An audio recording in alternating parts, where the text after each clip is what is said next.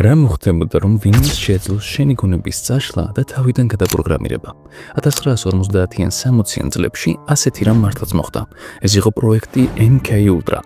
MK Ultra იყო საიდუმლო CIA-ის პროგრამა, რომელიც 1953 წლიდან 1973 წლამდე მოქმედებდა. მათი მიზანი იყო გაერკვიათ შეიძლებოდა თუ არა ადამიანის გონებას გავლენის მოხდენა და კითხვების დროს და ნების საწინააღმდეგოდ ინფორმაციის მიღება. პროგრამის ფარგლებში იყენებდნენ ნარკოტიკებს, მათ შორის LSD-ს, ასევე ჰიპნოზს, სენსორულ იზოლაციას და ელექტროშოკის თერაპიას. ბევრმა ადამიანმა საერთოდ არ იცოდა, რომ ექსპერიმენტში მონაწილეობდა. ფსიქიატრიულ პაციენტებს ზოგჯერ LSD-ს ყოველდღიურად აძლევდნენ თვეების განმავლობაში. კენტუკის ერთ-ერთ დაწესებულებაში პაციენტს LSD-ს თითქმის 6 თვის განმავლობაში ყოველდღე აძლევდნენ. MK Ultra ერთი ექსპერიმენტი არ ყოფილა.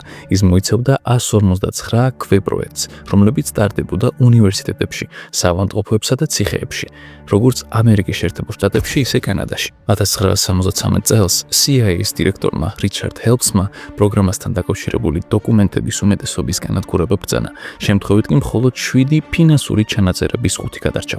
2024 წელს გასაჭირობდა 1200-ზე მეტი დოკუმენტი, რომლებმაც აჩვენა, რომ MK Ultra ბევრად უფრო ბნელი და არაეთიკური პროგრამა იყო, ვიდრე ადრე ეგონათ. გამორჩენი არხი. ერთ კაცს სახელად ჯორჯ ჰანტერ უაიტს ძალიან უცნაური ორმაგი ცხოვრება ჰქონდა. დღესით ფედერალურ ნარკოაგენტად მუშაობდა, ხოლო ღამით CIA-ისთვის საიდუმლო ოპერაციებს მართავდა. 1955 წლიდან 1965 წლამდე CIA-ის სან-ფრანცისკოსა და ნიუ-იორკში ჰქონდა საიდუმლო ბინები, რომლებიც ბორდელებად იყო შენიღებული. ეს ადგილები სავსე იყო ფარული კამერებით, მიკროფონებით და ცალმხრივი სარკეებით. CIA-ის მიერ დაქირავებული ქალები მამაკაცებს ამ ბინებში მიხავდათ, სადაც მათ სოდნისა და თანხმობის გარეშე ალკოჰოლურ სასმელებში LSD-ს ურევდნენ. CIA-ის აგენტები მეორე მხარეს სარკის უკან ისხდნენ, აგვირდებოდნენ ყველაფერს, სვავდნენ და დეტალურ ჩანაწერებს აკეთებდნენ.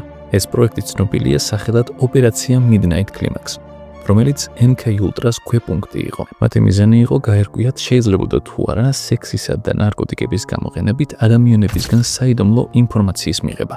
ოპერაცია მხოლოდ ამ მიზნებით არ შემოიფარგლა. CIA-ის ოპერატორებმა დაიწყეს ადამიანებისთვის LSD-ს მიცემა რესტორნებში, ბარებში, პლაჟებზეც კი. ერთი კლუბის მომღერალს რუთ კელის LSD მისცეს სცენაზე გამოსვლამდე, მხოლოდ იმიტომ, რომ მან უაითის ყურადღება უარყო. 1963 წელს CIA-ის შიდა ინსპექტორის ანგარიშმა ეს ოპერაცია საეჭვოდ და არაეთიკურად შეაფასა და მისი შეწყვეტის რეკომენდაციის ბრძანება გასცა. ფრენკ ოლსონი 1953 წლის 28 ნოემბერს მანჰეტენში მე-13 სართულის ფანჯრიდან გადავარდა, დაახლოებით 40 მეტრის სიმაღლიდან. მრავალი წლის განმავლობაში მისი სიკვდილი თვითმკვლელობად ითვლებოდა, თუმცა სიმართლე გაცილებით უფრო ბნელი აღმოჩნდა. ოლსონი ფორტ დეტრიქში მუშაობდა და ამერიკის შეერთებული შტატების არმიისთვის ბიოლოგიურ იარაღზე ატარებდა კვლევებს, მათ შორის ანთრაქსის აეროზოლზე. CIA-ის ერთ შეხვედრაზე აგენტმა სიდნი გოდლიმმა მის სასმელში ფარულად ჩაამატა LSD. ოლსონმა არ იცოდა, რომ ნარკოტიკი ჰქონდა მიღებული. რამდენიმე დღეში კი ის დაბნიულობამ და შიშმა შეიპყრო და ფსიქიატრიული დახმარების ზებნა დაიწყო. CIA-მ ის ექიმ ჰარალდ აბრამსონთან გაგზავნა, თუმცა ის ფსიქიატრი არ იყო, არამედ ალერგოლოგი, რომელიც MK Ultra-ს ექსპერიმენტში მონაწილეობდა. ნარკოტიკის ზემოქმედების ქვეშ ოლსონმა გამოხატა სერიოზული ეთიკური ეჭვები თავისი ბიოლოგიური კვლევების შესახებ. CIA-მ ეს კი ეროვნული უსაფრთხოებისთვის საფრთხედ მეიჩნია. მოგვიანებით კი მის ჯიბეში ნაპოვნ ფურცელზე აღმოჩნდა ინიციალები და მისამართი ჯორჯ უაითის ნიუ-იორკის საიდუმლო ბინის შესახებ. 1994 წელს ოლსონის ცხედარი ხელახლა გამოიკვლიეს. ექსპერტებმა აღმოაჩინეს მტკიცებულება, რომ დაცემამდე მას თავში დარტყმა ჰქონდა მიღებული.